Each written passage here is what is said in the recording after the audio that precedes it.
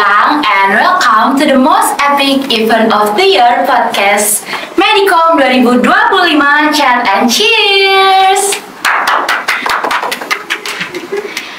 Nah, jadi teman-teman, kita hari ini mau melakukan obrolan yang seru dan pastinya menyenangkan bersama dengan narasumber keren kita. Jadi buat teman-teman, siapin snack dan juga siapin alat tulisnya dan dicatat apa aja kira-kira hal-hal penting yang bisa diambil dari narasumber kita. Kenalin, aku Nisa, di sini yang akan menjadi partner dari teman-teman semua untuk membawakan proker keren yang diselenggarakan oleh bidang media informasi dan juga komunikasi atau Medicom dari HMPS Akuntansi Perpajakan Sekolah Vokasi Universitas Diponegoro. Nah, di-close dulu nih teman-teman buat para panitia-panitia yang udah mempersiapkan acara dengan sebaik ini. Nah, hari ini kita mau ngobrol sama Mawapres yang bernama Kakak Ari Putra Mulia. Pressure ya kalau di Mawapres gitu ya. Nah, Oke. Kak Putra ini bisa dibilang menginspiring kita semua, dan boleh dong Kak di-spill gimana ceritanya bisa menjadi mahasiswa yang berprestasi tapi tidak juga luput dari tugasnya sebagai seorang mahasiswa. Oke, sebelumnya selamat ketemu lagi ya Hilwa. Sebenarnya fun fact teman-teman, aku sama Hilwa ini satu kelas, jadi kita santai aja ya ngobrolnya. Jadi sebelumnya mungkin kenalin dari aku, Ari Putra Mulia, bisa dipanggil Putra, Hilwa bisa panggil Putra, dari Akuntansi Perpajakan angkatan 2023. Nah, mungkin aku mau ceritain sedikit gimana sih sebagai Mawapres gitu ya. Jadi perjalanannya gitu. Jadi fun fact ya. Jadi sebelum aku jadi Mawapres di Undip yang 2002, aku kan ada seleksi di tingkat vokasi gitu. Awalnya aku dihubungin sama pihak Riskal HMPS untuk mewakili AP gitu, dan ya bla bla bla dan sebagainya. Kemudian yang paling menarik adalah aku persiapan ke sekolah vokasi itu hanya 3 atau 7 hari itu ya, jadi 3 sampai 7 hari itu, dan alhamdulillah bisa jadi Mawapres 1 sekolah vokasi dan lanjut ke universitas jadi Mawapres diploma juara 2. Nah, mungkin selain dari Mawapres di sini aku juga tidak hanya ikut kompetisinya aja, tapi aku juga ikut beberapa organisasi. Salah satunya itu ada Kamadisi Kipa Undip sebagai bendahara umumnya. Kemudian juga aku punya sebuah komunitas, dan aku juga punya beberapa kegiatan lainnya gitu selain dari kuliah. Mungkin ada pertanyaannya belum dijawab belum? Dari kata pengantarnya aja udah, waduh kok bisa gitu. Nah, mungkin buat teman-teman kita langsung masuk aja ke sesi tanya jawab bersama dengan Mawapres kita ini. Mungkin untuk pertanyaan yang pertama, Kak Putra. Wah, kayak udah siap banget nih. Boleh ceritain dong Kak, motivasi Kak Putra itu apa bisa sampai ada di tahap ini, dan adakah orang yang menjadi penyongsong Kak Putra bisa ada di titik ini? Oke, jadi sebenarnya motivasiku ya untuk menjadi Mawapres atau aku di hari ini adalah ini sih, bukan siapa tapi adalah apa. Jadi aku adalah mahasiswa penerima beasiswa yang dimana aku dibiayai oleh pemerintah. Oleh karena itu aku punya tanggung jawab untuk berprestasi dan memberikan prestasi juga kepada universitas gitu. Selain itu, kenapa sih di sini aku mencoba untuk menjadi Mawapres? Karena aku pengen buktiin ke orang-orang bahwasanya sebenarnya kita punya kesempatan yang sama gitu buat mencapai mimpi kita gitu, dan siapa yang paling mendorong gitu dalam hidupku adalah yang pasti orang tua gitu. Jadi orang tua aku tuh selalu memberikan kayak nasihat gitu ya ke aku, kalau misalkan kita itu kalau misalkan masih muda itu harus dicobain semuanya. Jadi gak bisa nih kayak kuliah aja atau cuma ikut organisasi aja. Jadi cobain aja selagi itu benar, jujur, bertanggung jawab, sama selagi kita bisa mempertanggungjawabkannya gitu. Jadi hal yang membuat aku di titik sekarang adalah aku merasa bahwasanya aku kurang beruntung di beberapa hal, terutama di finansial. Jadi lewat ketidakberuntungan ini, aku berharap aku bisa menjadi orang yang bisa memberikan keberuntungan bagi orang lain. Oke, ada hal menarik nih teman-teman yang bisa kita ambil. Cobain dulu aja selagi jadi bagian dari Dipo Muda. Yes. Nah, mungkin tadi kan Kak Putra sempat mention beberapa kegiatan yang Kak Putra sedang ikuti. Nah, dari kegiatan-kegiatan itu kan pasti ada bentroknya gitu. Nah, gimana sih Kak Putra sendiri ini dalam membagi waktu ataupun dalam mengelola kegiatan-kegiatan Kak Putra supaya tetap terstruktur dan tidak melewati salah satunya? Oke, jadi mungkin banyak juga sih selain Hilwa juga. Ada temenku yang menarik banget, dia tuh ngomong gini, kapan sih kamu jatuh gitu? Dalam artian jatuhnya adalah kapan kamu keteteran tugas, kapan kamu ini tuh tidak mengerjakan tugas dan sebagainya. Itu pasti orang tuh nunggu gitu loh. Momen di saat aku tidak mengerjakan tugas. Jadi gimana sih cara aku buat ngatur waktuku adalah aku punya mindset bahwasanya aku harus menjalankan kewajiban utamaku dulu sebagai mahasiswa. Jadi kita di mana kita mahasiswa ya. Aku jauh-jauh nih dari asalku ke Semarang itu adalah tujuannya untuk berkuliah gitu.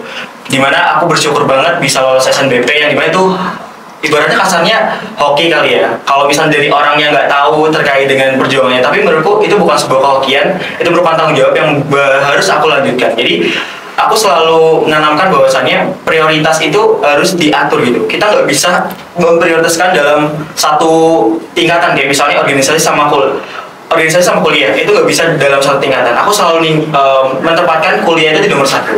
Jadi gini Hilwa, kamu kan tahu ya kita juga sekelas juga, aku gimana di kelas juga. Jadi aku selalu ngerjain tugasku dulu gitu. Aku ketika tugasku belum selesai, aku tidak akan ikut organisasi. Nah mungkin ada pertanyaan lagi nih, lah kalau misalnya kamu nggak ikut organisasi atau kamu tidak aktif di organisasi, itu kan pasti dicap sebagai orang yang tidak profesional. Ya udah, aku menanggapinya adalah itu sebuah konsekuensi dari aku. Jadi kalau misalkan aku pengen dianggap orang profesional, kalau pengen aku dianggap sebagai orang yang bisa menempatkan diri tugas dan tanggung jawabku, ya udah aku harus selesaiin tugasku dulu gitu. Jadi itu salah satu dorongan kenapa tugasku itu selalu selesai, dan biasanya aku selalu ngerjain semua tugasku dulu yang bisa dijangkau gitu. Selain itu juga ini sih dari diri aku sendiri itu, yaitu ajaran dari orang tuaku adalah bertanggung jawab apa yang udah kita mulai. Jadi kalau misalkan misal nih Hilwa mau ikut lomba, ikut organisasi, ikut lain-lain sebagainya, itu kan pasti kamu udah memikirkan bahwasanya apa nih konsekuensi apa yang bakal aku terima. Kayak misalnya waktu mainnya bakal berkurang, terus waktu nugasnya bakal berkurang juga. Nah itu adalah konsekuensi yang emang dari aku tuh sudah memilih itu gitu. Jadi ketika aku udah memilih untuk ikut organisasi atau ikut lomba-lomba lain sebagainya, aku selalu benar-benar bertanggung jawab atas apa yang aku mulai gitu. Jadi kalau aku mending bilang aja nggak bisa daripada kita lanjutin dan nggak maksimal daripada kita ikutin semua kegiatan di Undip tapi hasilnya tuh nol gitu buat dirinya dan orang lain juga. Jadi menurutku ya itu sih lebih ke diatur prioritasnya dan time managementnya. Kebetulan aku juga udah terbiasa juga dihadapkan dengan ini kayak freelance, kerja dan sebagainya dalam satu waktu. Jadi mungkin itu sih, selain pengalaman juga dari mindsetku adalah untuk memprioritaskan apa yang harus diprioritaskan dulu gitu. Oke, jadi poinnya itu adalah skala dulu, dan yang pasti sebagai seorang individu harus punya tanggung jawab gitu. Nah, kira-kira nih Kak, dari kegiatan yang banyak itu, dari tugas sekolah yang juga lumayan padat itu, pernah nggak sih ada di titik-titik lemahnya atau di titik terendah, dan gimana sih caranya kakak tuh buat bisa bangkit ataupun buat bisa ayo kita semangat lagi gitu. Nah mungkin teman-teman di sini kan banyak nih yang ngerasa kayak wah itu aku banget gitu, kayaknya aku salah jurusan deh gitu. Nah gimana persepsi Kak Putra sendiri, apakah punya strategi tersendiri atau gimana? Oke, kalau misalkan dari aku ya, gimana untuk menanggapi hal tersebut. Jadi aku tuh sering banget sih ngerasa down gitu, apalagi misalnya dalam satu waktu aku tuh pernah melakukan 7 kegiatan sekaligus.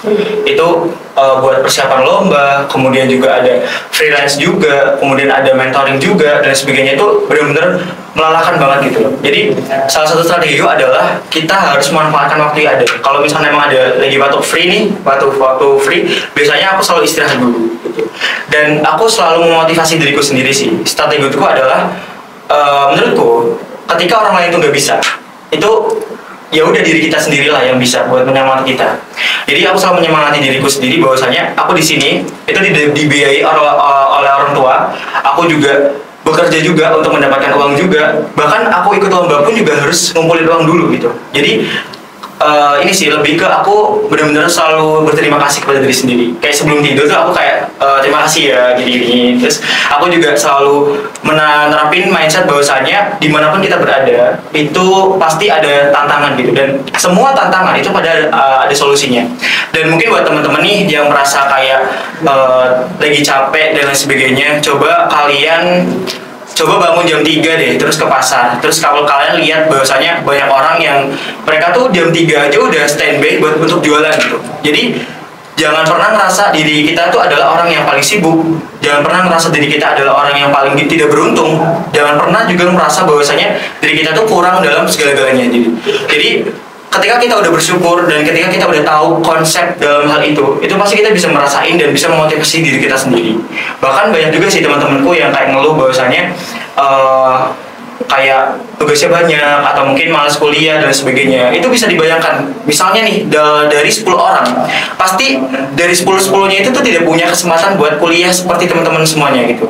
Jadi kalau menurut aku ya, selagi kalian itu didukung oleh orang tua kalian dan benar-benar kalian tuh benar-benar punya privilege gitu loh, jadi kayak cuman kuliah dan sebagainya, itu kenapa gitu harus merasa tidak bersyukur gitu, dalam artian males atau gak bisa mau ngatur waktunya gitu. Jadi menurutku ini salah satu hal yang perlu aku sampaikan juga ke teman-teman dan khususnya buat Hilwa juga. Jadi emang pada dasarnya tuh kita di kuliah ini adalah sebuah keberuntungan yang keberuntungan itu tuh nggak cuma pure keberuntungan, tapi ada kerja keras dari orang tua kita. Jadi kita benar-benar harus bisa mengatur waktu kita dan kita harus bisa menjaga stamina kita, karena 4 tahun tuh menurutku singkat loh. Iya nggak sih?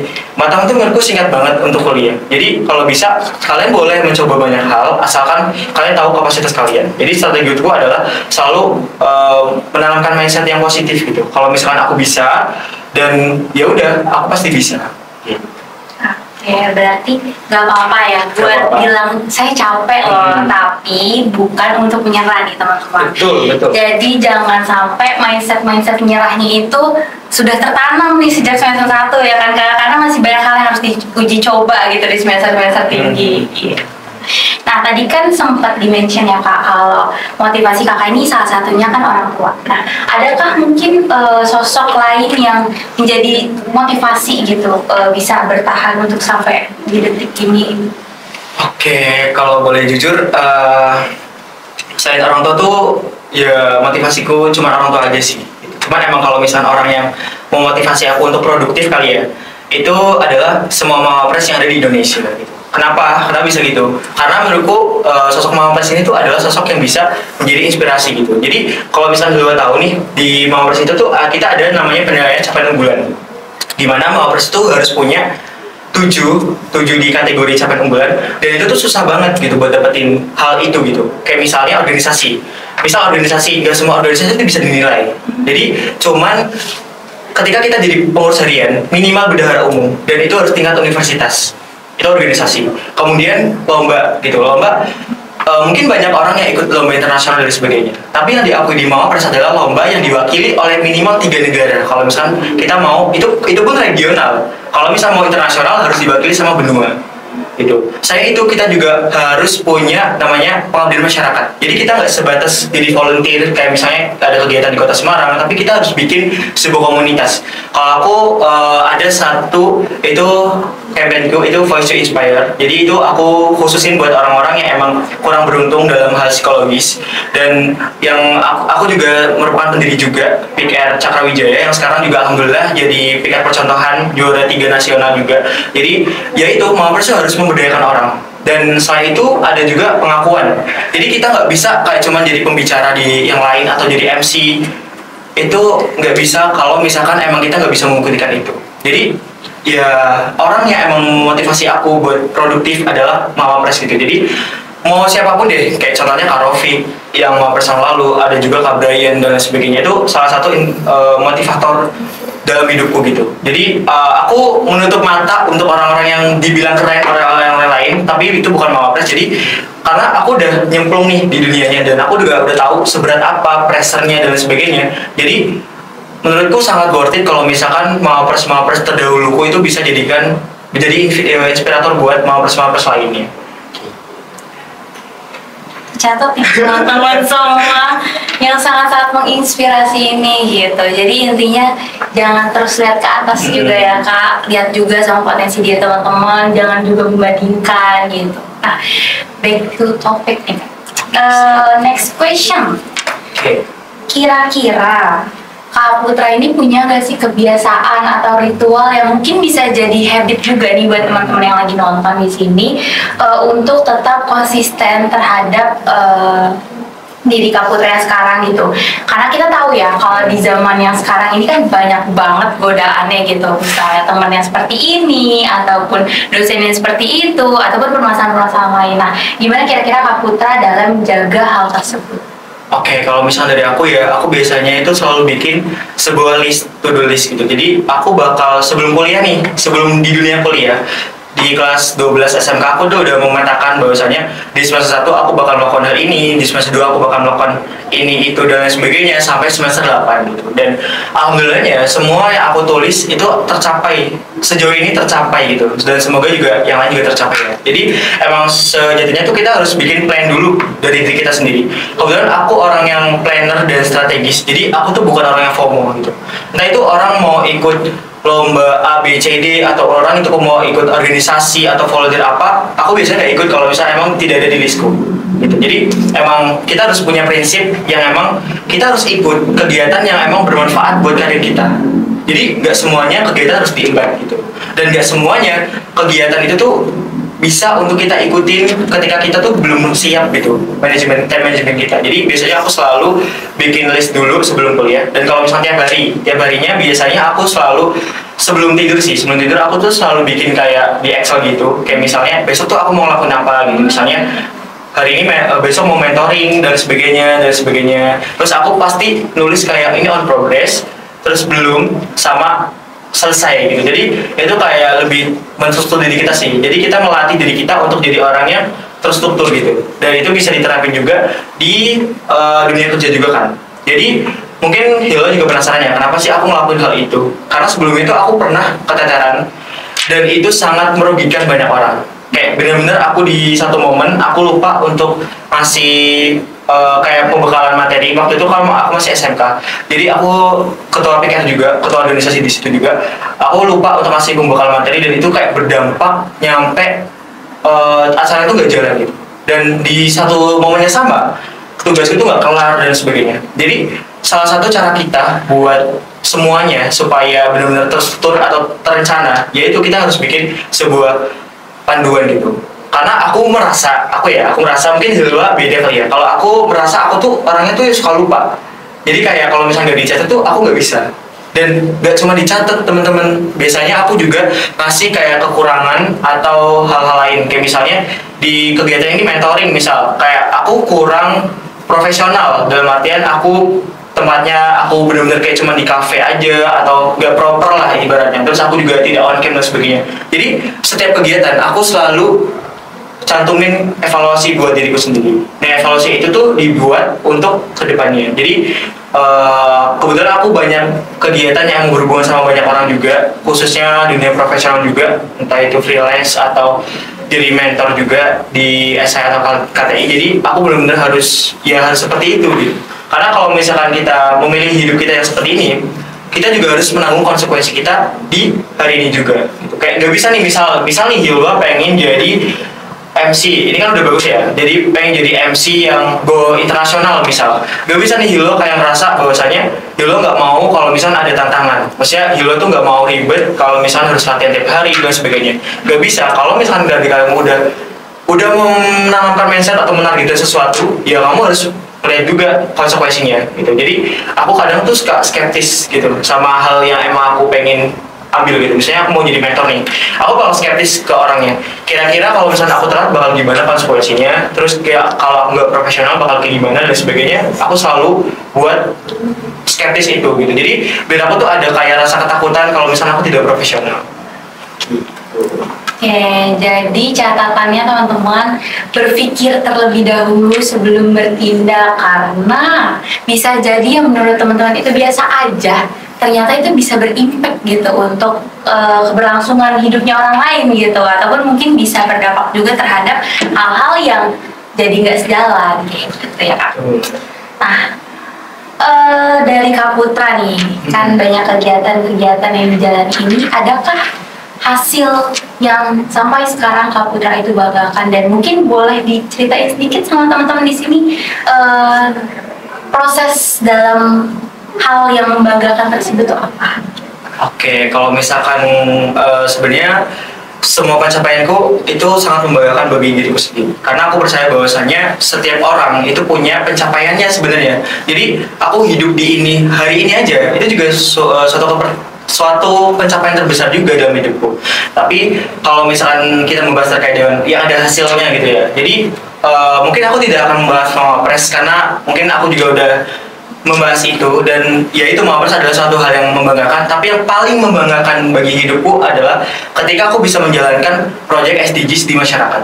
Jadi kalau misalkan dari Hilwa, misalnya Hilwa searching aja Direktorat Jenderal Kekayaan Intelektual, searching namaku atau string produkku. Nah itu aku udah menciptakan 5 produk masyarakat, dan itu terkait dengan SDGs. Yang pertama itu adalah sebuah permainan buat meningkatkan edukasi di peserta di Kota Semarang. Kemarin aku sudah mengimplementasikan di SMK Negeri 2 Kota Semarang, dan ini juga mau berlanjut lagi buat implementasinya. Itu kayak sebuah permainan buat meningkatkan kepatuhan membayar pajak lewat pengetahuan gitu. Jadi di situ aku bikin dan berkolaborasi juga sama anak-anak FEB juga. Terus selain itu juga gak kalah membanggakan lagi itu aku bikin sebuah proyek pengabdian masyarakat. Jadi di Klaten itu aku bikin sebuah program edukasi anti korupsi. Di situ di SD Negeri 2 Karen Kabupaten Klaten. Di situ aku benar-benar melihat bahwasannya ternyata anak-anak Indonesia, khususnya di daerah-daerah yang mungkin tidak terjangkau di pusat, itu tuh masih banyak yang punya permasalahan gitu loh. Jadi kalau misalkan aku sebagai ini nggak usah sebagai Mawapres deh, sebagai mahasiswa gitu, sebagai mahasiswa gitu tidak peka terhadap orang-orang sekitar, itu tuh ya kita tidak bisa dikatakan sebagai mahasiswa yang berkompeten dalam bidang pengabdian masyarakat atau lainnya gitu. Jadi yang paling membanggakan sebenarnya bukan kompetisi. Bahkan kalau misalkan lo penasaran ya, aku kan waktu itu ditanya di penjurian Mawapres di bahasa Inggris, terus aku ditanya kayak apa sih hasil karya atau pencapaian terbesarmu, terus aku bilang kayak my biggest achievement is not just about winning a competition gitu. Jadi gak sekedar menang gitu loh, tapi yang paling membanggakan adalah yaitu yang aku sebutin. Aku bisa untuk menjelaskan nilai-nilai SDGs di masyarakat. Itu menurutku hal yang sangat bermanfaat bagi aku, karena sekecil apapun langkah kita hari ini itu sebenarnya bisa membawakan dampak yang besar gitu, entah itu buat kita atau orang lain di masa depan gitu. Jadi kalau misalkan membahas punya prestasi apa sih, ya udah aku bakal diem aja. Aku bakal mempersilahkan orang-orang buat berasumsi kalau misalkan aku tidak berprestasi di kompetisi. Tapi yang jelas aku sangat bangga dengan pencapaianku kepada masyarakat, dan aku juga bisa menggerakkan teman-temanku juga. Jadi kalau misalkan yang di Klaten itu aku bekerjasama dengan anak statistika. Terus aku juga bikin, kalau misalkan banyak yang nggak tahu, aku juga bikin sebuah sistem administrasi tunarungu wicara. Jadi tunarungu wicara itu bukan hanya sekedar jadi kayak pelanggan atau bukan klien ya, tamu kalian. Kalau misalnya di kelurahan gitu. Jadi tunarungu wicaranya itu bukan sebagai pengunjung gitu, pengunjung yang minta surat, tapi tunarungu wicaranya itu adalah sebagai orang yang sebagai pekerjanya gitu. Karena aku sangat mendukung nilai-nilai SDGs, terutama yang di SDGs 8 itu terkait dengan gimana sih cara kita untuk memberdayakan kelompok-kelompok rentan kayak wanita, disabilitas dan sebagainya. Jadi menurutku yang paling membanggakan adalah itu sih. Aku bisa bermanfaat buat orang lain aja, itu udah salah satu hal yang paling aku syukuri di hidup ini. Oke, jadi ada kata-kata mutiara di dalam. Sebaik-baik manusia adalah manusia yang bermanfaat untuk orang lain. Harus dicatat. Nah, kita lanjut ke pertanyaan selanjutnya nih Kak. Boleh. Sejauh mana bantuan dari teman-teman maupun dosen ataupun bahkan keluarga sendiri yang berperan dalam setiap pencapaian Kak Putra sampai saat ini, dan bagaimana Kak Putra dalam menjalin atau menjaring jalinan tersebut? Oke, jadi sejauh mana sih orang-orang terdekatku kali ya, kalau misalkan seberapa kontribusinya gitu dalam hidupku. Jadi untuk orang tua sendiri yang pasti aku sangat bersyukur. Aku tidak diwarisi uang, tapi aku diwarisi sikap-sikap kemandirian dan kerja keras. Yang dimana itu salah satu hal yang sangat membantu dalam hidupku sekarang. Jadi aku tidak bergantung sama orang tuaku lagi. aku bisa untuk melakukan hal-hal yang emang bisa menjadi tanggung jawabku. Itu untuk orang tua. Kemudian untuk dosen, sebenarnya aku mau mengucapkan terima kasih ya, izin ya. Terima kasih kepada Budian sebagai dosen pembimbingku. Jadi kalau misalkan Hilwa tahu di Mawapres ini di tingkat universitas, aku tuh H-3 mau mengundurkan diri. Dan itu aku benar-benar ngomong ke dosen pembimbingku. Kalau misalkan aku gak lanjut gimana? Dan dosen Budian tuh ngomong gini, kalau misalkan dari kamu gak yakin, saya nggak mau membimbing kamu gitu. Terus aku di situ dikasih kayak sebuah motivasi yang moral banget, karena di H-3 itu ada banyak kejadian yang tidak di luar dugaanku. Kayak misalnya kakakku meninggal, terus orang tuaku sakitnya tuh makin parah, dan ada tekanan-tekanan lain lah yang membuat aku tuh tidak bisa menjalankan Mawapres ini. Dan di H-3 juga aku ganti produk inovatif.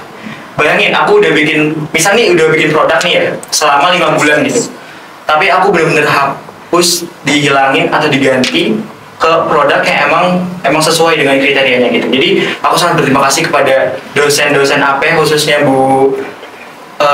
Budian sebagai dosen pembimbingku. Selain Budian juga banyak juga sih dosen yang lain, kayak misalnya Bu Filda, Bu Iin, Bu Risa. Terus ini tuh semua dosen yang emang membantuku, nggak bisa aku sebutin satu-satu di sini. Oke, terus terkait dengan teman, kalau dari teman tuh ini sih sangat mendukung banget sih. Kayak misalnya ketika aku mau lomba, itu temanku tuh, teman-teman tetangga kosku itu selalu nganterin aku gitu ke stasiun, atau enggak kemarin tuh nganterin aku di Tembalang itu sebelum aku OTW ke Jepara gitu. Jadi emang teman-temanku alhamdulillah sportif dan positif juga. Selain itu juga aku dibantu juga sama teman-teman apa yang lain. Kayak misalnya komting kita itu selalu kayak nanyain kalau misalnya ada apa-apa, hubungi dia aja, atau kalau sampaikan aja ke dia. Dan itu menurutku walaupun itu menurut dia itu simple ya, dia cuma ngomong, tapi menurut cuman sebatas omongan aja, tapi menurutku itu sangat ini berdampak gitu bagi hidup, karena aku merasa aku didukung oleh banyak orang. Jadi kemudian terkait dengan teman-temanku yang lain adalah ini sih, kayak mereka tuh selalu ngasih apa ya, kayak motivasi yang positif gitu loh. Kayak misalnya nih, sebenarnya banyak orang yang ngomong kayak misalnya, kok Putra yang jadi Mawapres AP, kok Putra yang mewakili AP, atau kok nggak si A, si B, si C, si D, dan sebagainya. Dan teman-temanku tuh selalu ngomong kalau misalkan ya sebenarnya nggak apa-apa kalau misalnya dari kamu tuh tidak mau untuk menerima kritik itu atau kecaman itu, karena menurut mereka itu salah satu hal yang mencegahku untuk melakukan hal yang tidak diinginkan. Misalnya aku bakal menyerah dan sebagainya. Karena bayangin, dengan kondisi yang sepressure itu kita dituntut untuk bisa. Dan fun fact juga, untuk akuntansi perpajakan juga baru pertama kali juga masuk final di universitas, makanya kita nggak ada gambaran gitu. Dosen pun juga tidak ada gambaran terkait itu. Tapi aku bersyukur juga ada mentor juga, Kak Alif dan Kak Alifianto. Terima kasih. Jadi emang teman-temanku sangat ini sih, sangat sportif dan positif juga. Oke. Sedikit terharu kita mendengarnya. Jadi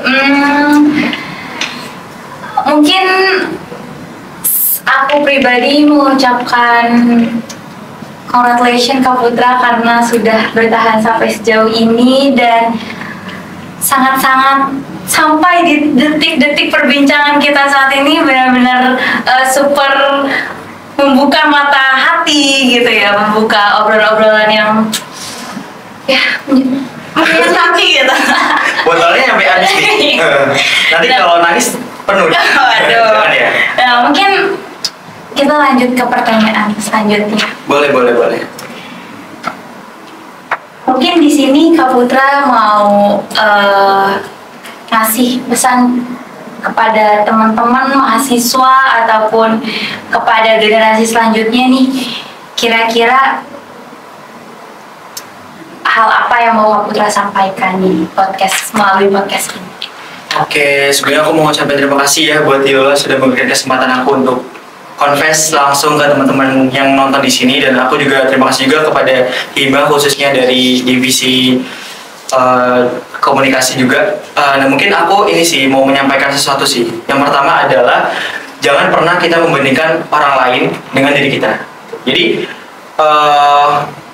orang lain itu punya berbagai bakat yang mungkin tidak selaras gitu sama bidang kita. Misalnya nih, aku jago di kepenulisan, terus temanku jago di olahraga. Aku biasanya tuh nggak akan meng-compare gitu. Dan aku juga mau menyampaikan juga, jangan pernah juga kalian membandingkan mahasiswa A dengan mahasiswa lain karena itu sangat mengganggu mental dari kedua mahasiswa tersebut gitu. Karena kita tuh punya bidang kita masing-masing kan. Misalnya aku yang tadi kepenulisan, terus temanku mungkin olahraga. Kita tuh nggak bisa di-compare karena kita beda bidang dan kita beda jalan. Tapi salah satu-satunya jalan adalah satu kesamaan adalah kita punya satu tujuan yang sama gitu. Itu yang pertama. Terus yang kedua, jangan lupa bersyukur karena masih banyak banget orang-orang yang di bawah kita, masih banyak banget orang-orang yang pengen merasakan privilege dari kita. Oleh karena itu, aku berharap buat teman-teman yang nonton di sini supaya tidak putus semangat gitu ya, putus semangat buat mengerjakan tugasnya atau melakukan hal-hal yang positif lainnya. Karena sejatinya untuk mencapai di titik ini aja kalian butuh effort yang banyak gitu. Gak usah memandang diri kita deh, tapi mandang orang tua kita. Gimana sih perjuangan mereka tuh gimana dan sebagainya. Terus yang ketiga adalah jangan pernah ragu untuk melangkah gitu. Jadi kalau misalkan kalian mau untuk menyemplung di sebuah bidang yang emang kalian targetin, cobain aja gitu. Karena kalau misalnya kita nggak nyoba, kita nggak akan tahu gitu. Dan kita juga nggak akan bisa untuk ngerti juga apa sih hal yang harus kita improve gitu. Kalau misalnya kita nggak pernah nyoba. Jadi kalau ragu itu jangan melangkah, tapi kalau melangkah itu jangan ragu-ragu. Gitu sih. Oke, big applause dulu teman-teman buat Kak Putra. Oke, Kak Putra, karena pertanyaan ini udah selesai dan sudah ada di ujung perbincangan, aku selaku MC mau berterima kasih kepada Kak Putra karena sudah memberikan banyak hal-hal yang menarik dan bisa untuk menjadi remind diriku sendiri dan mungkin bisa juga menjadi remind dari teman-teman semua. Mungkin kurang lebihnya aku mohon maaf. Oke, nah sebelum kita penutupan mungkin dari kami ada sertifikat. Berdiri atau? Boleh berdiri. Okay. Silakan diterima. Ada dokumentasi mungkin? Oke. Oke, terima kasih Putra. Wah, sudah. Say hi. Terima di kasih kamera. semuanya. Oke. See you guys.